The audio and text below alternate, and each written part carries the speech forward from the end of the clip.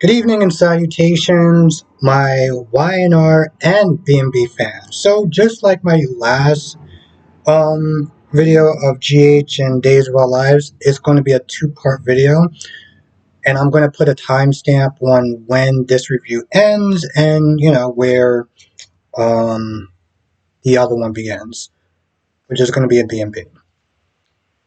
And I thought about the two. I was like, let me start off with YNR first because I don't know what I just saw.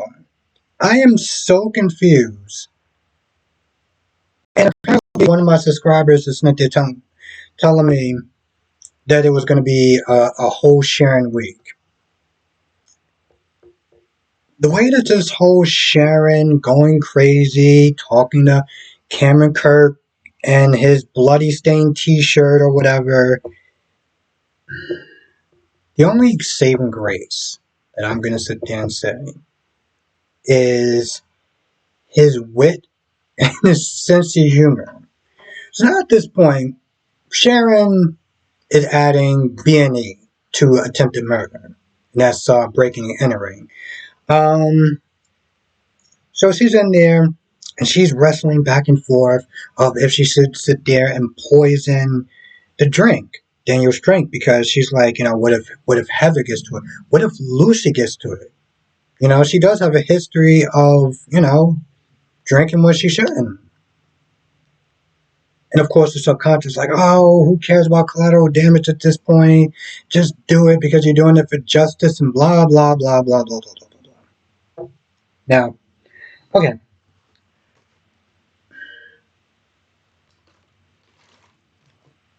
I'm going to just say, well, stating the obvious, I'm not a mother, right? But there's a special bond between a mother and their child. I remember the movie called Forgotten, which is actually pretty interesting. It was kind of the premise. The whole point was to try to get Julia Moore, the crying queen, to forget her son. No matter how much technology that they use, fix some things, change things around, they couldn't do it. They just simply couldn't do it. And the guy just got so angry. He was like, why? Why? Now, the reason I'm sitting there saying this is because, losing a child is the worst thing that can happen for a parent, right? And so this level of, because I'm looking at this, I'm just like, you just actually thought about, that this can hurt Lucy, but you're like, F it, I'm just going to do it anyway. Now it is possible that you can go so far into depression and anger and everything that all the logic and sense just leaves because of that severed connection. And so again, I'm looking at this like, not only are you just crazy, but you literally mapped out why you shouldn't do it, and then you did it anyway. But I'm not a mother. So, and I'm not a parent. I don't know what that connection's like. So, as much as I want to sit there and really kind of hammer in on just how stupid this scene is, part of me is like, her diving in that far down that rabbit hole is a sense of how much pain that she's in for losing her daughter. There's a point where she is arguing with, I guess, her subconscious or whatever. She wound up knocking over. I don't know if she actually still kept that poison. Well, she knocks over a glass, right? The poison drink is still somewhere, I guess. Um, Now her subconscious is like, we need to leave, we need to get out of here, we need to get out of here now. Like, we can't stay here. And she's going back and forth. She's doing all this. And I'm like, so you want to get caught. You want to get caught at this point. So she knocks over the glass or whatever, and she starts to try to clean it up. And I'm just like, what are we doing? And then towards the end, she winds up getting caught by Heather. So now it's like, okay, I guess you're gonna have to sit there and knock out Heather, put her somewhere, because like whatever your original plan was is clearly going off the rails, right? Nick, I like Nick. 2 days, he has done absolutely nothing. Okay, he talked to her doctor, and that was about it. But like even today with Faith, Faith is worried, and he's just like, well, let's just sit there and trust in Sharon that she's going to take care of herself and just have everything just work out. What? You're concerned for her, but you're just like, things are just going to work out just fine. Like, why don't you actually do something? I remember him in a couple of episodes, he was like, I'd rather her just get really pissed off at me knowing that I did something other than her hurting herself with somebody else. And now we're just like, okay, sure, why not? Um, and of course, Tess, who I didn't even realize who that was because she changed her hair color, and Mariah come back and just again talking about Sharon and they're worried about her and everything like that. But it's like they're they're worried, but they've been sitting around for about 2 or 3 days just talking about Sharon. Like, are you actually gonna like try to do something at this point? I'm like, yo, listen, at this point, just commit this woman, commit her. Is it possible that they can do that? I mean, this is just insane at this point. I don't know. I mean, that's just my thoughts.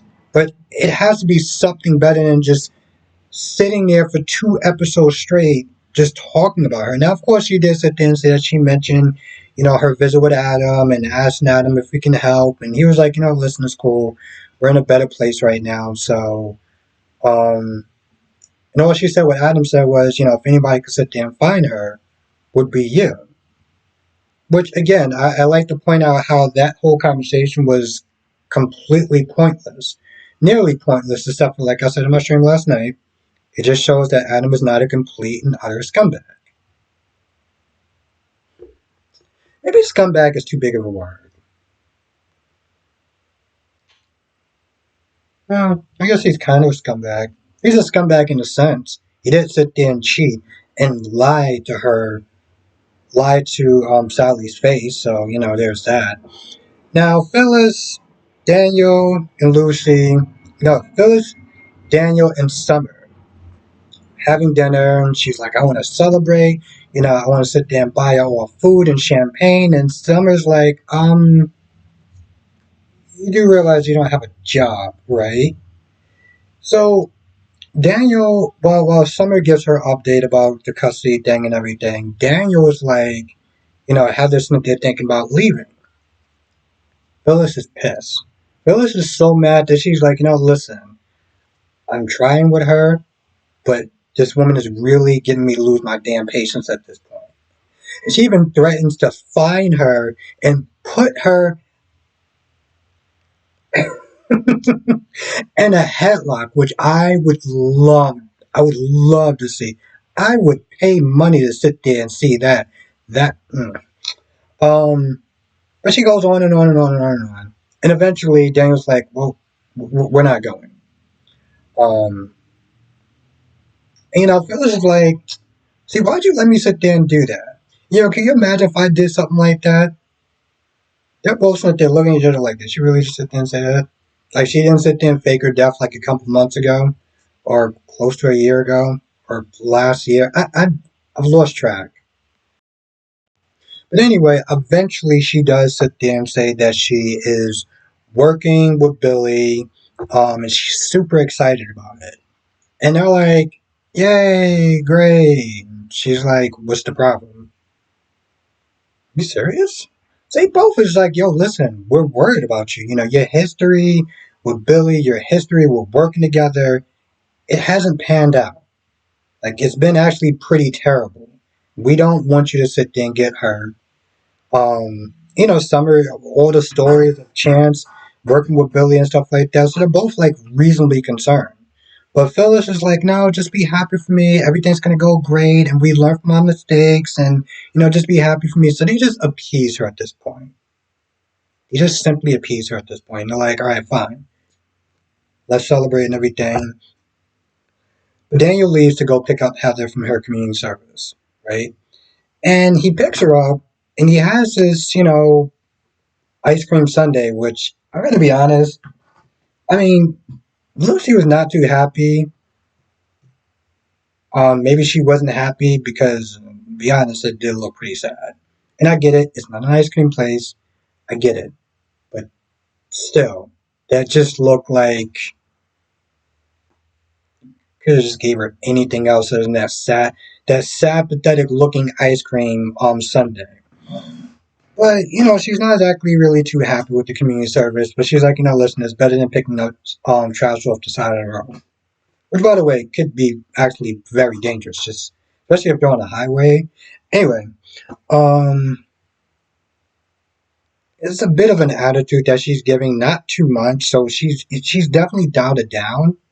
But she does bring up like maybe at some point we could sit there and I can talk to Faith, and I was like, oh, come on, seriously, bro, we're doing so well, and you started out with this nonsense with talking to Faith again, like and I know people listen to this saying, well, that is the granddaughter of Sheila Carter, and I get that, but I'm like, goodness, you're so annoying. She does stop it. She does eventually stop after a while, but it's like, really, Lucy? Really? Like, part of me, I'm just not there watching it. I'm just like, whatever. Then she brings up Lucy, and then she brings up Faith. I was like, oh, don't start this shit. Don't start this again. Um, and unfortunately, that's the problem with watching the show and seeing Lucy, because it's like, every time I see you just have a character that you don't like, but they're on the show, and you're just like,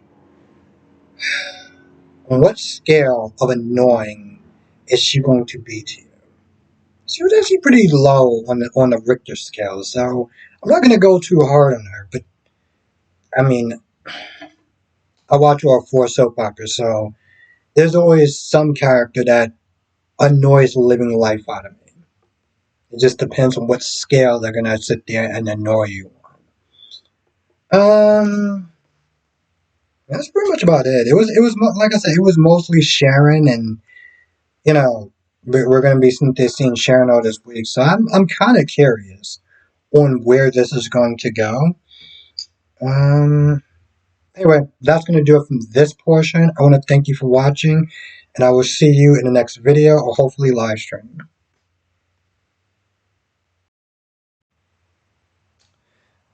Good evening and salutations, my B&B fans.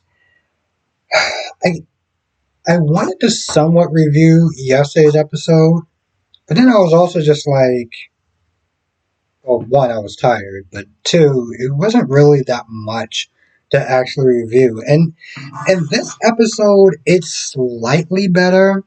Um, you got Will visiting Katie, and Katie wants, it's like, hey, listen, if you're going to be in town or whatever, maybe you should think about, getting a job or whatever, maybe working at Forster Creations.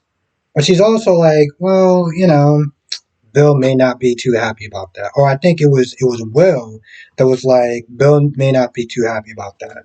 But she's not there trying to sell him on all the great perks and aspects of working at Forster Creation, which the only reason why I would want him to work there is to see his interaction with RJ.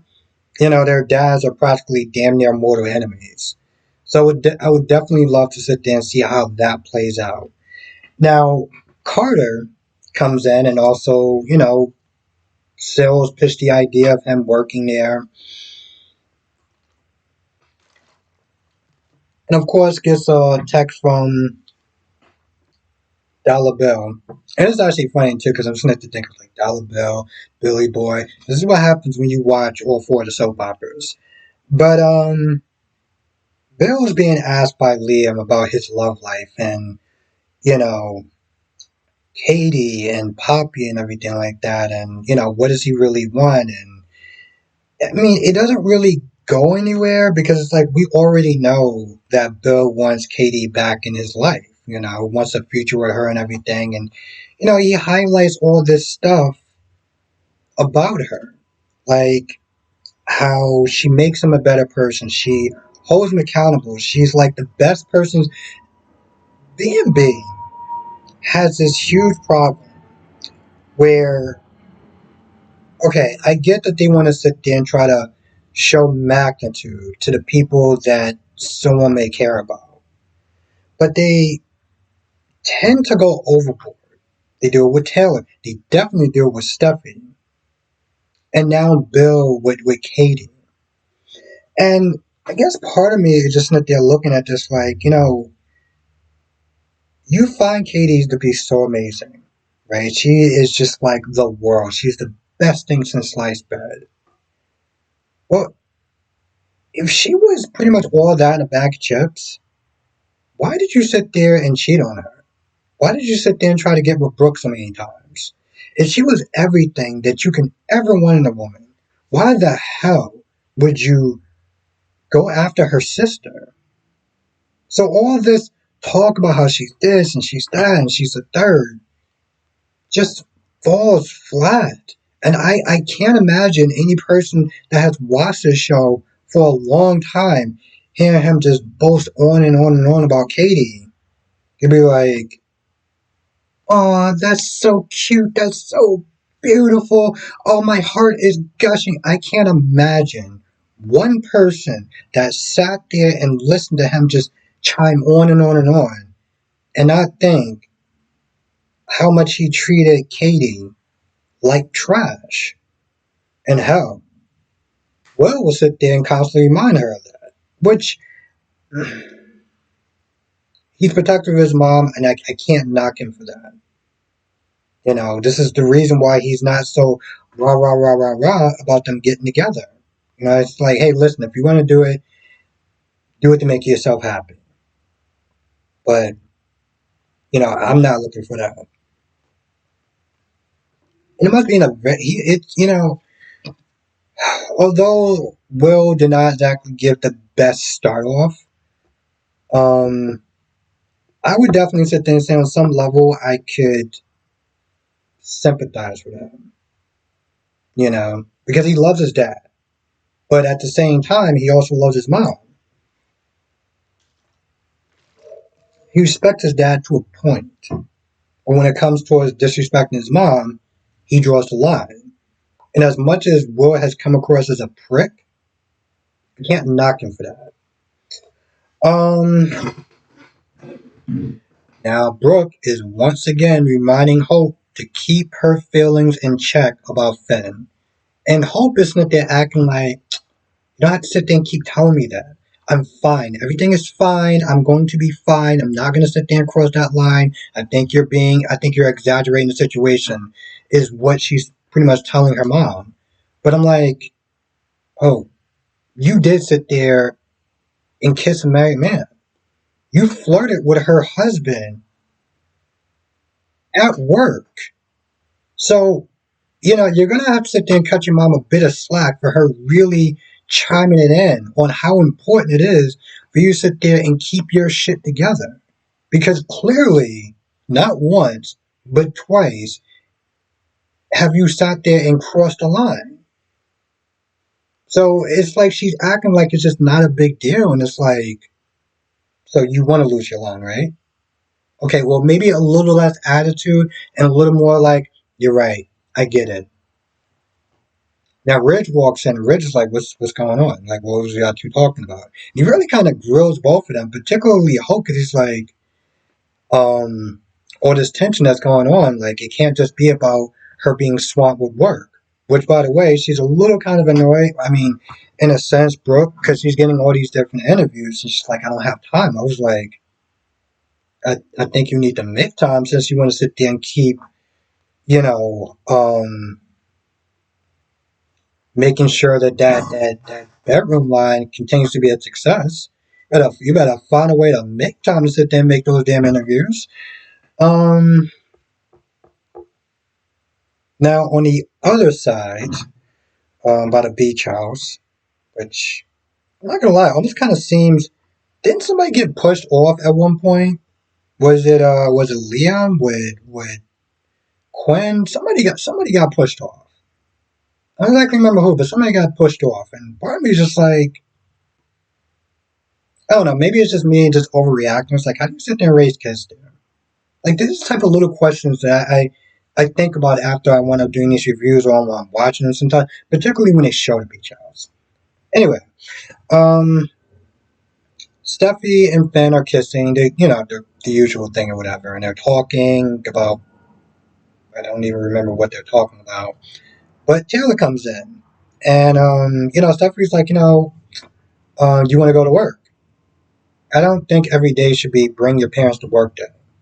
Like, honestly, to tell you the truth, the fact that she sat in on that meeting with Finn just seems so out of place. I get that she's the co-CEO, but, like, still. Um, so, Ben eventually leaves, and Steffi once again is just gushing. She's super happy. She's like, "I want you to stay in town. I love you." Da da da da da da da da da. But what she really does, and this is what she did yesterday, and she kind of continues this trend of saying how important it is that she's back in her life, and that she loves her, and she can't imagine her life without her. Just really adding on to the pressure that Taylor's not keeping this secret. On top of the fact that Taylor does get a text from Lee. It's not just saying you need to sit down and tell your family. You need to have your family, like not go at it alone, right? So this is what Steffi's doing the whole time with I love you for like, I don't know, the 1,000 times or whatever. She does want to go to visit Ridge. And Ridge is not talking about, I'm just inspired by you or whatever. I'm just like, did you just sit there and say that you're inspired by another woman? You do realize that you are dating Brooke, right? I remember, I think it was one day, she sat there and asked Ridge, how come that Ridge isn't married to Brooke?